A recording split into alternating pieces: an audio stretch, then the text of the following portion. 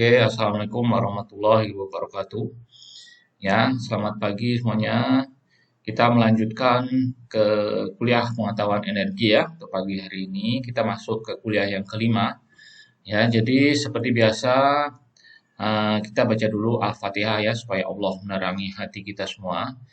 Bismillahirrahmanirrahim. Alhamdulillahirabbil alamin. Arrahmanirrahim. Maliki yaumiddin. Iyyaka na'budu wa iyyaka nasta'in. Ihdinas siratal mustaqim. Siratal ladzina an'amta 'alaihim ghairil maghdubi 'alaihim waladdallin. Terus seperti biasa ini kita ada surat motivasi ya. Jadi untuk surat motivasi yang saya ambil dari ayat-ayat suci Al-Quran ini, untuk pada hari ini, pada hari pagi atau siang hari ini adalah saya ambil dari surat Ad-Duha ya. Jadi sejarahnya surat Ad-Duha ini turun di saat Nabi Muhammad sudah beberapa hari tidak menerima wahyu ya. Jadi waktu itu beliau dihina, dicerca, dimaki oleh orang kafir-kafir Mekah karena tidak menerima wahyu untuk beberapa hari dan ada juga yang bilang bahwa Allah telah membenci beliau ya dan juga malaikat Jibril sudah meninggalkan beliau. Nah, ini turun surat Ad-Duha ini ya. Jadi untuk pada pagi hari ini kita membahas dulu tentang 4 ayat dari surat Ad-Duha. Insya Allah minggu depan kita lanjutkan yang ayat kelima ya dan seterusnya. Jadi untuk ayat pertama ini Ad-Duha ini adalah demi duha, ini sumpah Allah ya. Jadi Allah banyak bersumpah berkali-kali di dalam Al-Quran. Nah, waktu kali sumpah Allah itu menunjukkan bahwa apa yang nanti akan Allah bicarakan itu atau Allah yang katakan itu adalah penting ya. Jadi dulu biasa orang Arab tuh bersumpah dulu sebelum dia melakukan atau membicarakan hal-hal yang penting. Nah, ini juga Allah sama dia bersumpah dulu di sini demi duha.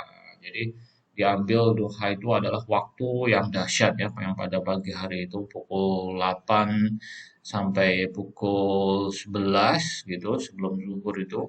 Nah, itu di mana matahari saat terang-terangnya ya. Dan ini kalau kita biasanya keluar pagi, kita akan termotivasi ya. Jadi surat Ad-Duha ini sebenarnya surat atau ayat-ayat motivasi bagi baginda Rasulullah dan bagi umatnya juga.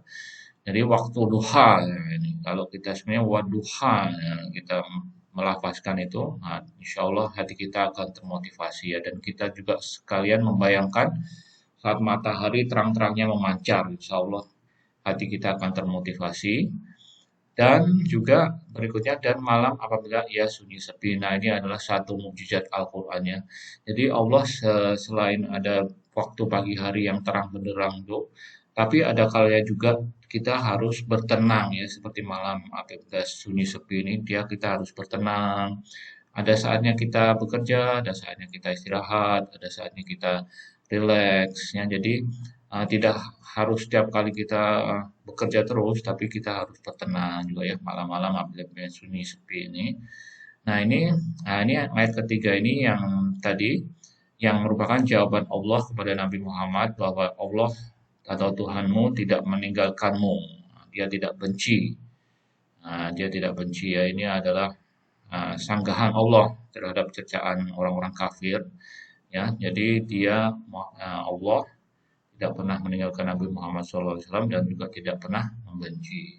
Dan surat yang keempat ini adalah surat yang mungkin salah satu motivasi yang besar juga dalam surat ini ya, surat ayat keempat ini dan sesungguhnya kesudahan keadaanmu adalah lebih baik bagimu daripada permulaannya. Nah, ini juga selain motivasi bagi Rasulullah, juga motivasi bagi kita semua ya. Insya Allah kita harus optimis bahwa hari ini harus lebih baik dari hari kemarin, hari esok harus lebih baik pada hari ini ya dengan pertolongan Allah karena Allah sudah menjanjikan ya. Nah, ini dalam surat Ad-Duha ini dan sesungguhnya kesudahan keadaanmu. Jadi kesudahan keadaanmu adalah lebih baik bagimu daripada permulaannya ya. Jadi kalau dalam kasus Nabi Muhammad ini dakwah-dakwah pada awal di Mekah terutama adalah sangat berat dan beliau akan terus-menerus mendapat keadaan yang lebih mudah waktu hijrah, waktu dakwah di Madinah, dan hingga akhirnya beliau wafat. Nah, itu Allah menjanjikan suatu keadaan yang akan atau kesuksesan ya bagi baginda, dan ini juga motivasi buat umatnya termasuk kita ya.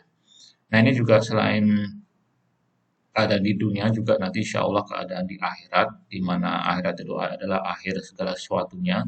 Insya Allah nanti kita masuk surga semua ya dengan amalan kita, ibadah kita terutama di bulan suci Ramadan ini, dengan keikhlasan kita, dan nanti insya Allah di surga nanti kesudahannya otomatis lebih baik, jauh-jauh lebih baik daripada keadaan kita di dunia ini insya Allah. Oke, baik. Jadi untuk ayat motivasi sampai di situ ya. Jadi mari kita lanjutkan ke kuliah yang kelima, pengetahuan energi. Jadi kuliah kelima ini topiknya tentang beban listrik dan catu daya atau power supply ya. Jadi untuk objektif kuliah yang kelima ini adalah mengetahui tentang prinsip-prinsip dan aplikasi beban listrik dan catu daya atau istilahnya power supply ya. Catu daya ya ini ya, dalam bahasa Inggrisnya adalah power supply. Oke. Nah, jadi kita lihat dulu tentang teori-teori dan kalkulasi, ada diagram juga. Jadi tegangan arus bolak-balik ini, jadi tegangan atau voltase ini, dia kadang-kadang menghasilkan induksi elektromagnetik ya, terutama yang dihasilkan oleh induksi elektromagnetik. Dia menghasilkan arus listrik dalam dua arah yang saling bergantian. Nah, ini maksudnya arus yang bolak-balik ya. Dan arus ini disebut arus bolak-balik atau alternating current. Jadi kalau lebih mudahnya kalian bisa melihat gambar yang 31 ini ya. Jadi ini kalau membayangkan dengan gambar ini lebih mudah. Jadi dia berbentuk sinusoida ya. Jadi arusnya ini naik turun ke atas ke maksimum, terus dia turun minimum, naik atas lagi maksimum, turun. Nah, itu adalah alternating current atau yang namanya arus bolak-balik ya. Jadi polaritas tegangan pada ujung-ujung puparan ini juga selalu berubah. Jadi polaritasnya juga selalu berubah-ubah ya, otomatis dia jadi kadang positif, kadang negatif. Tegangan dan polaritasnya selalu berubah, disebut bolak-balik. Juga besar tegangan dan arus sesaat ditunjukkan pada gambar 3.1 ini ya. Jadi ini adalah hubungannya antara tegangan tadi ya, tegangan dengan juga signalnya ya, hubungan tegangan dan signalnya pada arus bolak-balik. Jadi tegangannya ini juga plus minus sama juga dengan arusnya ya. Ini juga naik turun naik turun naik turun. Nah, ini disebut arus bolak-balik. Ya, ini adalah formulanya ya. Ini tidak perlu dihafal ya formulanya ini, cuman perlu kalian mengerti ya. Jadi kalau ada V sama dengan V max sinus ini, kalau sudah ada sinusnya ini berarti dia berbentuk suatu gelombang ya, kalau ada sinus atau kosinus ya. Kalau kosinus dia gelombangnya berbeda bentuknya ya. Nah, ini untuk sinus ini gelombangnya berbentuk seperti yang gambar di sini. Jadi kalau nanti ada formula terus diikuti dengan sinus atau kosinus ini, jadi selanjutnya itu dia menggambarkan bahwa nanti kalau kita gambarkan di graf ya, itu berbentuk signalnya berbentuk suatu gelombang ya. Nah, ini yang kalian harus ingat-ingat ya. Jadi dari rumus ini bisa kita gambarkan bahwa voltasenya berbentuk gelombang dan juga arusnya berbentuk gelombang. Nah, ini yang T ini adalah periode, F-nya frekuensi, dan omega ini ya adalah kecepatan sudut dalam radius per second ya. Jadi ini adalah formulanya untuk tegangan dan arus. Oke. Nah, ini nilai efektif dan maksimum arus bolak-balik. Jadi dalam arus bolak-balik tadi ada nilai maksimum kan ya, ada maksimum atau nilai yang tertinggi. Nah, ini kita bisa melihat nilai efektifnya ya. Jadi kuat arus tegangan, yaitu kuat arus tegangan AC ini, setara kuat arus dengan tegangan DC. Jadi kalau AC ini dia alternating current, kalau DC ini direct current ya. Jadi nanti ada juga gambar yang bisa kita lihat untuk membedakan apa AC apa DC ya. Jadi dia ini menghasilkan kalor yang sama melalui resistor dalam waktu yang sama ya. Jadi sebenarnya meskipun dia AC atau DC, dia akan menghasilkan kalor atau energi yang sama, cuma dia signalnya aja ya, signalnya yang berbeda. Jadi nilai efektif arus dan tegangan AC ini diukur dengan ampere meter dan voltmeter. Ini biasanya menggunakan yang multimeter tuh ya, yang waktu itu saya pernah tunjukkan. Nah, ini bisa mengukur ampere meter dan voltmeternya. Hubungan nilai efektif dengan nilai maksimum dinyatakan sebagai berikut. Nah, ini juga formulanya tidak perlu dihafal ya. Cuman nilai efektif itu biasanya dia nilai rata-rata gitu ya, nilai rata-rata. Nah, ini biasanya jadi dia lebih kecil daripada nilai maksimum ya. Jadi itu nilai efektif ya, nilai rata-rata lah. Saya kira kalau nilai efektif itu nilai rata-rata ya, nilai di mana suatu tegangan atau arus itu biasanya bekerja di situ gitu ya. Jadi dia lebih kecil dari nilai maksimum ya. Terus pada gambar yang di sebelah kanan ini, nah ini adalah simbol-simbol untuk direct current dan alternating current ya. Jadi kalau untuk direct current nanti simbolnya ini seperti baterai plus minus itu ya. Nah, ini yang plus, ini yang minus ya. Nah, ini biasanya direct current-nya ini dari plus menuju ke minus ya arusnya. Terus kalau yang alternating current arusnya ini bolak-balik. Nah, ini simbolnya semacam ini ya. Simbolnya ada bulat, terus ada simbol ini gelombang ya. Ini simbol gelombang tadi. Nah, ini ya istilahnya dia bolak-balik ya, alternating current-nya. Jadi arusnya bolak-balik. Oke. Nah, ini sudut fasa. Nah, ini kadang-kadang sudut fasa ini perlu karena dia jika arus ini dalam sebuah rangkaian AC. Nah, ini arusnya ini di mana dia ada membentuk suatu ini juga dinamakan arus efektif juga ya, arus efektif ini sama dengan arus maksimum cos omega T ini ya. Jadi ini adalah juga semacam tadi seperti arus efektif ini dia istilahnya di mana suatu rangkaian itu bekerja ya. Jadi maksimum dikalikan cos omega T ini. Jadi dia yaitu arus di mana suatu rangkaian itu bekerja gitu ya. Nah, dia tidak selalu maksimum terus, jadi dia ada nilainya di mana rata-rata suatu rangkaian itu bekerja ya. Jadi ini rumusnya. Terus tegangan V ini di antara dua titik adalah V maksimum juga ya. Jadi ini adalah tegangan di mana bekerja di antara dua titik itu juga. Ini adalah V sama dengan V max cos omega T plus theta ini ya. Nah, ini namanya sudut fasa atau phase angle tegangan relatif terhadap arus tersebut. Ya, jadi ini namanya sudut fasa. Oke.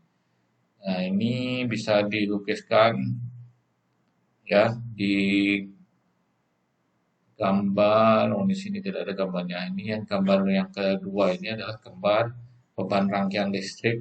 Ya. Jadi beban hambatan murni atau resistensi. Nah, ini kita sudah masuk ke arus bolak-balik yang digambarkan oleh tadi ada bulat terus ada simbol gelombangnya ya. Ini dia mengaliri resistensi, ini R ini adalah resistensi. Jadi contoh beban yang resistif ini nah adalah lampu pijar. Nah, ini kita sekarang sudah masuk istilahnya kita sekarang akan mengkaji atau mempelajari signal-signal AC ya terhadap beban-beban tertentu ya. Jadi setelah ini nanti ada beberapa jenis beban. Jadi dari situ kita bisa melihat signal AC itu bagaimana gitu ya. Nah, signal AC-nya, signal alternating current-nya itu dia istilahnya signalnya itu setelah keluar dari beban itu bagaimana gitu ya. Jadi dia ada beda-beda tergantung jenis bebannya. Nah, ini kalau di sini adalah yang pertama beban yang resistif. Nah, beban resistif ini dia istilahnya yang akan memakan arusnya atau makan tegangan atau voltasenya. Dia memerlukan arus, tegangan, voltase untuk bekerja ya. Contohnya lampu pijar dan alat pemanas ini ya. Jadi dia istilahnya akan menggunakan arus dan voltasenya untuk supaya biar dia bisa hidup. Nah, ini beban resistif ini jika diaktifkan, maka arus segera mengalir cepat sampai di nilai tertentu. Nah, ini contohnya nilai arus nominal dan dengan nilai tetap hingga tidak diaktifkan mati ya. Jadi dia akan mengalir tertentu sampai dia akan dimatikan ya. Jadi dia akan turun. Jadi rangkaian resistif ini ditunjukkan pada gambar 3.2a ini ya. Jadi rangkaiannya sendiri berupa ini ya, ada tadi simbol bulat, terus ada gelombangnya, terus R-nya ini ya seperti ini, ditulis R gitu aja dia. Ini adalah simbol rangkaian resistif. Nah, ini signalnya ini ya. Jadi signalnya ini seperti gelombang juga ya, cuman dia kalau kita jadikan satu, ini otomatis arusnya ini akan lebih kecil ya daripada voltasenya karena dia sudah dipakai untuk menyalakan ini ya. Nah, menyalakan R-nya ini. Nah, ini aja gelombangnya sama sinusoida juga, cuman dia untuk maksimum arus sama voltasenya berbeda. Jadi ini adalah signal beban dalam rangkaian listrik yang sifatnya resistensi ya, untuk signal AC yang istilahnya untuk menyalakan beban resistensi. Nah, ini ada beberapa beban lagi. Nah, ini juga yang tadi saya sebut ini dia sebenarnya di sini hanya dengan formula ini kita bisa menggambarkan yang tadi saya sebut juga ya. Jadi waktu yang bekerja itu adalah ini V max yang akan dibagi R ya. Sinusnya adalah simbol gelombangnya. Nah, ini di sini kalau saya tadi sudah sebutkan juga kalau Anda semua atau mahasiswa melihat sinus atau kosinus itu berarti dia signalnya berbentuk gelombang ya. Ini seperti yang sudah kita pelajari ya, bahwa ada sinus ini, kalau ada kosinus nanti dia berbeda gelombangnya. Sinus ini gelombangnya berbentuk seperti ini, ada dan dia pertama naik dulu, terus turun, naik, turun, naik, turun. Nah, ini sinus. Nah, ini juga sama kalau kita ingin menghitung Vmax-nya. Vmax-nya ini jadi Imax kali R. Nah, jadi juga maka I atau arus yang bekerja itu adalah Imax sama dengan sinus ini ya, sinus omega T ini. Ini adalah arus efektif ya, atau arus yang sebenarnya arus yang bekerja di rangkaian itu. Gitu ya. Terus, nah ini yang saya sebutkan tadi. Sekarang kita menganalisa jenis-jenis hambatannya. Yang ini adalah beban induktif atau namanya reaktasi induktif. Nah, ini yang tadi beban kapasitif ya. Yang ini adalah beban resistensi yang pertama tadi. Yang kedua adalah beban induktif ya, beban resistensi dan beban induktif. Nah, ya. Ini adalah bersifat induktif atau contohnya motor-motor listrik, pompa air, alat pendingin, AC, freezer ya. Jadi dia biasanya menggunakan trafo ya, bersifat induktif. Nah, lampu ini TL, sodium, merkuri, komputer dan lain-lainnya ini. Jadi beban induktif ini misalnya motor bisa diaktifkan atau digerakkan saat awal start menaruh arus listrik 3 sampai 5 kali nilai arus nominal. Terus kemudian turun kembali ke arus nominal. Nah, ini adalah suatu fenomena di rangkaian induktif ini. Jadi pertama dia akan naik, terus turun ke arus yang nominal ya. Jadi ini juga simbolnya hampir sama dengan yang beban resistif tadi, cuman yang simbol untuk bebannya yang agak berbeda ya. Nah, ini ada apa namanya setengah lingkaran ini untuk yang induktif. Nah, ini juga besaran tegangan induktifnya. Nah, ini sebenarnya juga tergantung Vmax-nya juga ya, Vmax-nya dan Emax-nya. Nah, ini ya ini sebenarnya mudah aja ya, tidak perlu dihafal di sini. Cuman dia ingin menunjukkan bahwa besaran tegangan induktif atau tegangan yang bekerja itu adalah Vmax dikalikan gelombang dengan signalnya tadi ya. Jadi ini menunjukkan seperti yang tadi ya. Nah, ini jadi ada gelombangnya. Jadi sebenarnya dia sinus ini adalah menunjukkan signalnya atau gelombangnya. Jadi ini yang bekerja itu adalah suatu voltase yang naik turun. Gitu ya. Nah ini sudah derivatifnya lagi. Nah ini bisa sebenarnya ini tujuannya untuk mengintegrasikannya. Nah integrasinya mana di sini? Nah, nanti ya, jadi dia dengan integrasi penuh. Nah ini ya, jadi dengan integrasi penuh kita bisa mendapatkan IL yang tegangan arus induktif tadi ini adalah. Nah ini juga tidak perlu dihafal. Ini dimengerti aja bahwa juga arusnya ini berbentuk signal juga ya. Jadi ada value, ini value-nya ini adalah Vmax dibagi omega L ini dikalikan bentuk gelombangnya yang sinus tadi. Nah ini tidak perlu kalian pahami, cuman kalian tidak kalian perlu menghafalnya, cuman kalian memahami saja ya.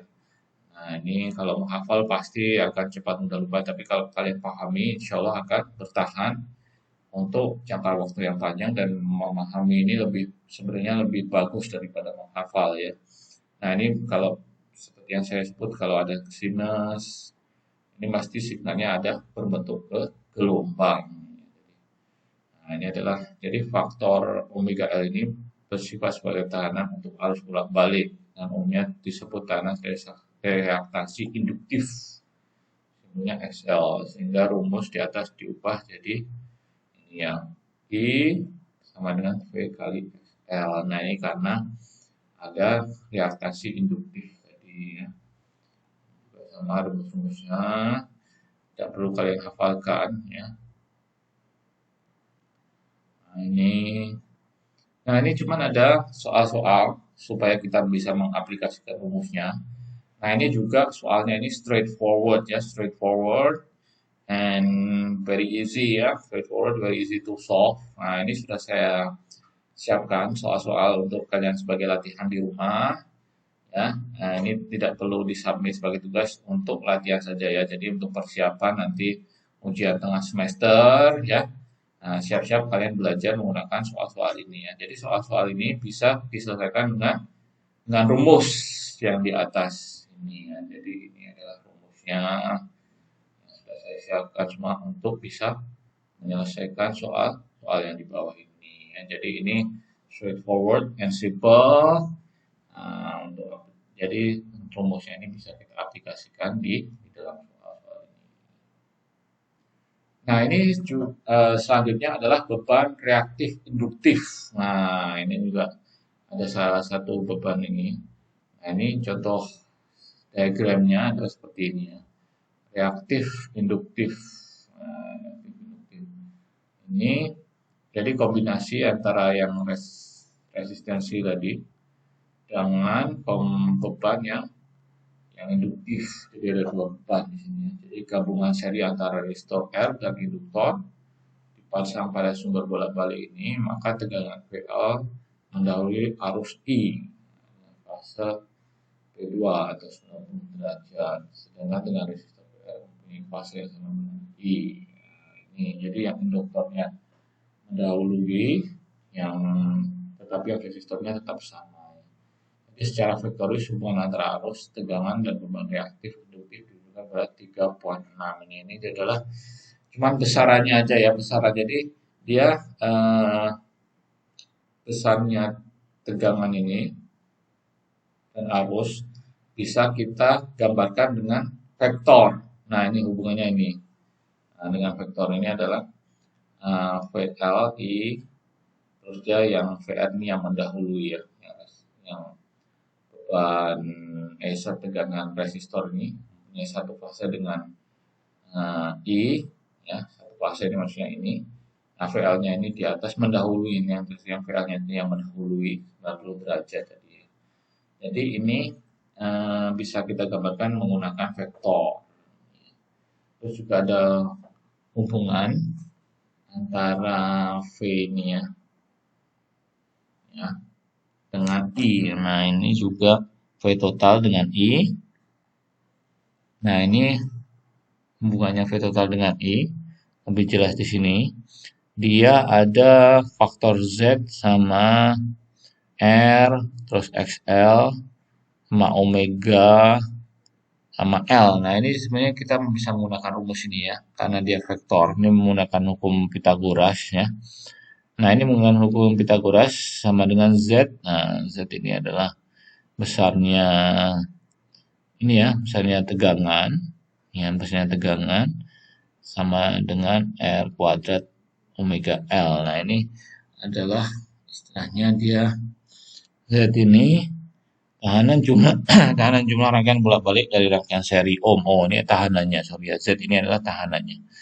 Z ini adalah tahanan rangkaian bolak-balik dari rangkaian seri ohm. Nah, ini tergantung daripada tahanan yang R plus omega L ini, tapi dia di square root ya, atau di akar ya. Di akar. Oke. Ini sekali lagi rumusnya ini tidak perlu kalian hafalkan. Cuman untuk yang reaktasi induktif tadi, dia ada suatu tegangan VL ini yang mendahului VI ini ya. Nah, ini cuma digambarkan ini. Jadi dia yang resistensinya pun ada yang mendahului R-nya ya, sebesar 90 derajat. Jadi dia ada, kita bisa terjemahkan dengan rumus-rumus berikut ini. Oke. Nah, ini nah kalau V sama dengan IZ ini juga bisa kita hubungkan dengan formula I sama dengan VZ. Nah, ini Z-nya tadi adalah square root R plus omega squared L square. Nah, dalam akar ini ya. Karena ada hukum Pitagoras yang menerjemahkan ini tadi ya, hubungan vektor antara V dengan I tadi ya. Nah, kalau di sini antara XL dengan R. Terus untuk selanjutnya ini adalah signalnya. Nah, ini di sini kita bisa melihat kalau ada suatu tegangan yang mendahului ini ya, tegangan yang mendahului ini yang V tadi ya. Nah, ini untuk mereaktif I akan tertinggal sebesar theta ini terhadap tegangan V total. Nah, dia akan tertinggal ini ya. Nah, beban reaktif dulu disebut tertinggal atau lagging dalam bentuk pulsa. Dapat digambarkan sebagai berikut ini ya. Jadi yang I-nya ini tertinggal ya, tertinggal. Karena tadi ada terutama ada VL tadi ya, ada induktifnya tadi. Jadi ini sedikit tertinggal ya. Nah, ini adalah jenis signal tegangan dan arus untuk beban reaktif induktif. Selanjutnya kita masuk ke beban kapasitif. Nah, beban kapasitif ini adalah C.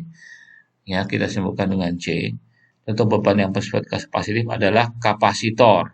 Dia semacam kapasitor, jadi dia akan menyimpan tegangan dan arus di sini ya. Rangkaian kapasitif ditunjukkan pada gambar 3.8. Nah, ini dia di sini juga dia yang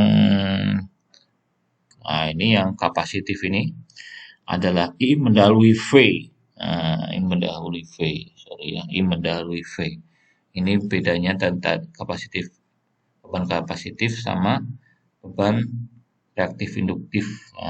Kalau tadi V mendahului I, kalau ini adalah I mendahului V. Nah, ya. Tegangan arus mendahului tegangan. Ini grafik arus dan tegangan sebagai fungsi waktu diagram Flasher rangkaian kapasitif murni ya. Ini jadi untuk beban kapasitif. Nah, ya jadi untuk kuliah kita hari ini agak santai-santai aja ya, karena bulan Ramadan ya. Kita kuliahnya santai-santai, tidak ada tugas pada hari ini. Cuman kalian nanti sudah masuk ke bab 3 ya. Jadi untuk ujian tengah semester itu pastikan nanti kalian belajar dari bab 1 sampai bab 3 ini. Jadi kita sambung lagi minggu depan untuk yang section terakhir bab 3 ya. Nanti juga modulnya akan saya upload juga di Google Classroom supaya kalian boleh siap-siap belajar untuk mempersiapkan ujian tengah semester ya. Jadi untuk ujian tengah semester nanti kalian dibolehkan untuk membawa catatan dua dua HVS atau dua folio ya depan belakang ya.